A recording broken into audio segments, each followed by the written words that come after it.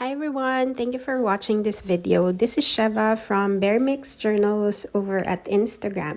Today I have my design theme project share for Chapter 1 papers, and as you would have guessed from the title, it's another tall journal. So this is tall journal number 2, which just says, this is the second tall journal that I created. The construction is pretty much similar to tall journal number 1 in that, the cover has this pretty modern lace.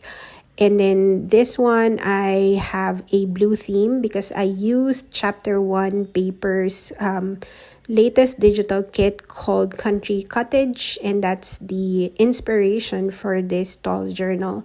So it has a lot of blues and neutrals in it. I used the digital kit as well as all of the ephemera that's included in there, and then of course I added some junk journal-y bits like this vintage wallpaper, vintage music paper, as well as other vintage documents. So this one is already sold, so thank you so much, Mish, for claiming this journal.